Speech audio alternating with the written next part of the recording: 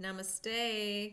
Continuing along with the concept exercise. I've already done 4 concepts. I'm going to move on to number 5 for concepts from the concept jar. I pull out a concept. I take 4 minutes to answer it using a timer. If I can get my timer ready, excuse me. And they're spiritual based.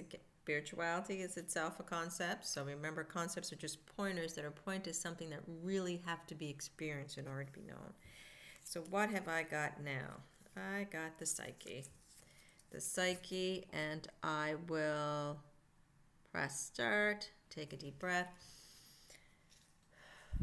So the psyche, and I've studied psychology, so we know psyche basically means mind, right?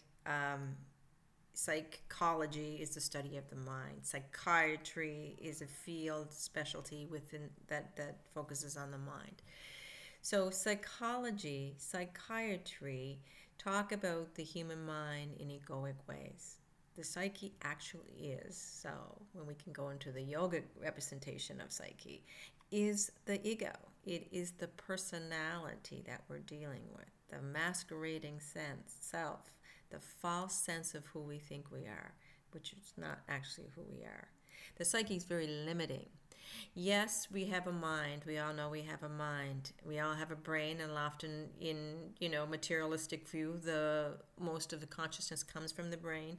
But as we go beyond the materialistic view to the transcendent view, we start to see that, especially the yogic view, we start to see that consciousness is not limited to the brain.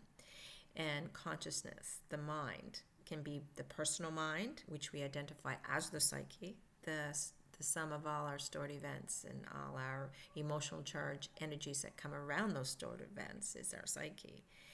But beyond the psyche is the true self, with a capital S, and that is who we are.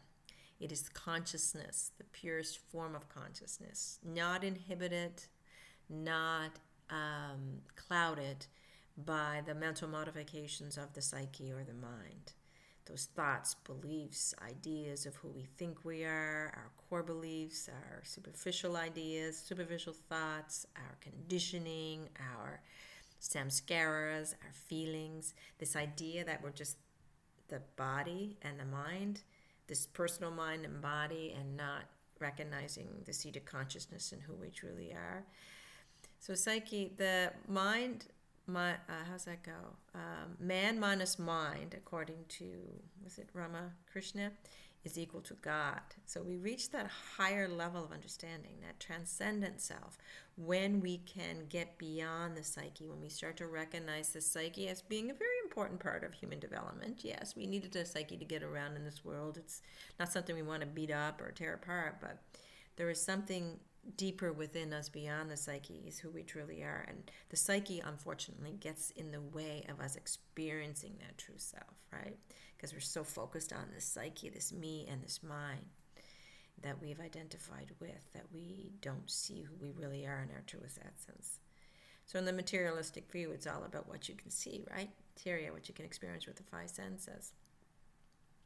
And though thought cannot actually be seen on a PET scan or MRI, we know thought is form as well. Feelings are a part of form, part of the human form. But beyond that, beyond all that, those things that belong to the psyche, is the essence of who we are. Some people may call it the soul. I don't care if you call it soul, spirit, higher consciousness, awareness, purity, the Buddhahood. I don't care what you call it. But there is something that exists beyond the psyche. The psyche is very limiting. It's our personality and this self-concept that we built that is not necessarily who we are, and that may actually be in the way of us experiencing who we truly are. So we recognize the psyche in us. We see its value. We try not to feed it too much, like a gremlin at night. You don't want to feed it too much.